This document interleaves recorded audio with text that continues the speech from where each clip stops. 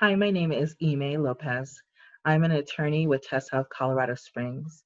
TESA provides comprehensive wraparound help for people experiencing domestic, relationship, and sexual violence in El Paso and Teller counties in Colorado. We are providing information as part of a video series in partnership with our friends at Colorado Legal Services. This information is not legal advice. If you are in need of additional information, support, or representation, please contact one of our offices at the phone numbers provided at the end of this video. Today, I would like to talk to you about protection orders and violations, what to do if the protection order you have has been violated. There are two main kinds of protection orders in Colorado. There are civil protection orders and criminal protection orders. Criminal protection orders are those that are imposed against someone once there's a criminal arrest and there has been or is threatened or actual violence against a victim in order to punish the victim or to control the victim. When I say protection order, or if you hear me say restraining order, those are one and the same. Sometimes, or in some courts, restraining order is used.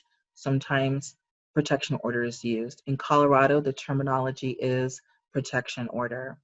Generally, a civil protection order prohibits a restrained party or person from harassing, molesting, intimidating, or retaliating against another person or tampering with that person's property. The protection order instructs the restrained person to stay away from the protected person's home or other places where the protected person might frequent, such as a school or a work office. The protected party is also protected from any direct or indirect communication or contact with the restrained person. The order requires the restrained person to give up any firearms or weapons and to not use alcohol or any controlled substances.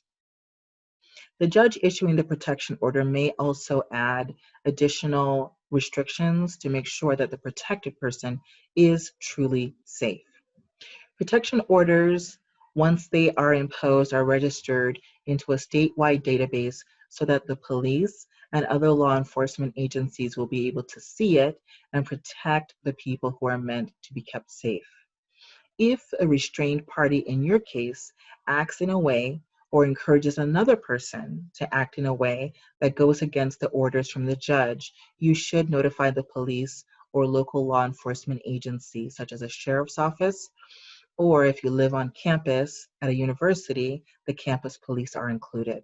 It is worth keeping a written log of dates, times, locations, and what occurred for every violation that happens. This is for future reference.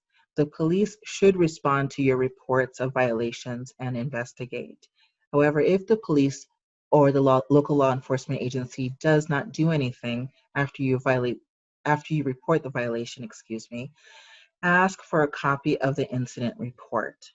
The incident report is a document created by the police that details what happened. It is a crime for a restrained party to violate a protection order in Colorado. A person who intentionally violates a restraining order is committing a misdemeanor and could face up to a fine of $5,000 and up to 18 months in jail. Even if the restrained party who violated the restraining order is not charged with a crime, you as the protected party can file a motion for contempt, asking the court that issued the restraining order to impose penalties against your abuser.